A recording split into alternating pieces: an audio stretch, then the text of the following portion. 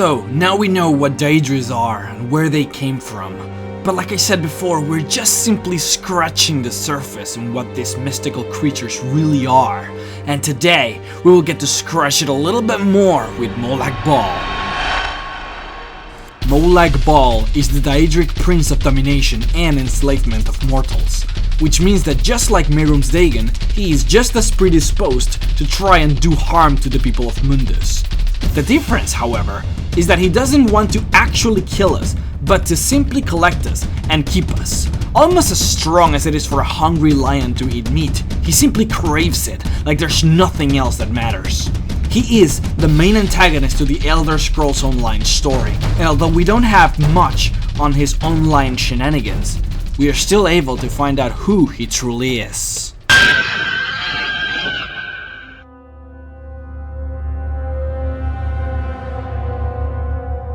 He never actually appears in his true form on Skyrim, but what we do have is his statue from Oblivion.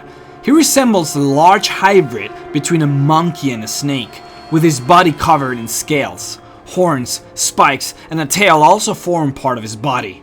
Much like any other Daedra, however, he can change his shape at will, but they usually choose to represent the shape that goes well with their personality. In this case, his snake and monkey shape represent his desire for corruption. Many people don't know this, but Molag Bal is also considered to be the king of rape. Yes, you heard that right. He's known to rape and spread his seed through the world of Nirn every now and again. In fact, his most famous achievement in this regard was the rape of Lemai Balefag. There's a lot of uncertainty as far as what happened, but it is said that Lemai was a priestess of Arkay, and in one of those I hate the good guys rampages that Molag Bal went on, he went in and raped one of his priestesses. He left her to die after the fact, with a drop of his blood on her brow. Eventually, she was found by a group of nomads and took care of her. Eventually, she ended up dying, and as she was being cremated in a funeral pyre, she woke up from the dead, a vampire, and killed everyone around her. After that, the vampire race was created with her being the first.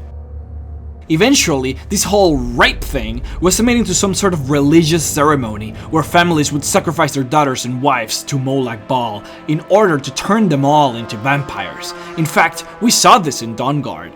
They didn't mention it quite like this, and of course they wouldn't show it like that, but that is what actually happened with Serana and her mother. You see, Harkon was a very powerful king back in the day. He had all the wealth anyone could ever want, and all the power he could desire in his fingertips. But he feared that which he could never be able to stop: death. In his fear of death, he made the ceremonial pact with Molag Bal to turn himself and his family into vampires. Of course, this meant that Molag Bal had to rape and defile his wife, as well as Serana, as part of the agreement. But after that, he became a super vampire, and his wife and Serana became daughters of Cold Harbor, which is what you call a vampire female who has survived this ritual. This is also the reason why Harkon and his family are a stronger breed of vampire than other normal vampires. It is because he was transformed directly by Molag, instead of being transformed by another vampire whose blood is not as pure because of centuries of blood delusion. Cowards. I don't converse with my prey. Yes. This is the guy we will be fighting on Elder Scrolls Online. Yay! But there really isn't much about this guy in Skyrim, except for a quest in Markath that you get by talking to a Vigilant of Standard that's just hanging around. The quest is pretty cool and will net you the Maze of Molag Bal, which I think is pretty gosh darn cool as well. What I do want to talk about, however, is his Oblivion Realm, which is one of the coolest concepts of a realm so far. Remember this whole Daughter of Cold Harbor thing? Well, yeah, how can you forget that? Well, anyways, Cold Harbor is the actual name of his Oblivion Realm, and it's supposed to be a representation of Nirn and how it would look like if Molag Bal got his hands on Nirn. So his Oblivion Realm is literally Cyrodiil, but in a destroyed state. The ground is sludged as far as the eye can see, the sky is burning eternally, and the air is freezing cold. It is said that even the Imperial City is there, but all destroyed, full of dead bodies laying on the floor.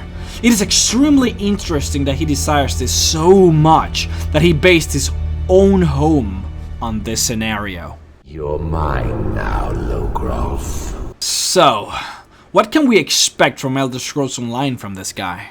Well, I would say first of all vampires. Every vampire in Cyrodiil venerate Molag Bal simply because he is the father of them all, which means that we will probably see a very big emphasis on defeating vampires in Online. What else? Well, zombies, of course. Well, I wouldn't say literal zombies, but definitely soulless humans and elves. You see, Molag Bal is all about stealing the souls of humans and elves and enslave them. Crush the spirit from Logrolf's bones. Make him bend to me. We know that the main character, the one that you will be playing in the online game, is a soulless person, which means that you can revive every time you're killed. It is safe to say that there are gonna be enemies that are also soulless creatures in a way, and they will probably end up looking like zombies more likely. And lastly, we will also most definitely get to see Cold Harbor, which means that there will probably be some sort of phasing in between realities, where we jump from a normal Kvatch into a ruined and destroyed Kvatch, for example, and that, that, ladies and gentlemen, is awesome. But I'm really sorry I can't give you guys any Elder Scrolls Online footage, since I don't actually have a beta key for the game, which brings me to this. If anyone is watching this video and has a beta key that they're willing to let go of, please send it over to me so I can get into the game and get footage for you guys. With that, I would be able to make more videos on Elder Scrolls Online and get you some more interesting insider information. Send it over to my YouTube message box if you can. It would be amazing for all of us. But yeah, see you guys next time. Before I let you guys go, if you haven't gone to my Let's Play channel, go ahead and subscribe there. I'm doing about 3 to 4 episodes a day of Let's Play content. Sometimes it's 20 minutes long, sometimes it's 40 minutes long. There's a lot of content right there for you guys. If you guys enjoyed my Let's Plays or just want some more of me. I'm doing Skyrim Let's Plays, I'm doing Oblivion Let's Plays, I'm finishing Far Cry and Scribblenauts over there, and I'm starting new ones soon. I also play just, you know, some one-off series of 20-minute episodes or whatever of anything that I get my hands on. So hope to see you guys there. It's been a blast.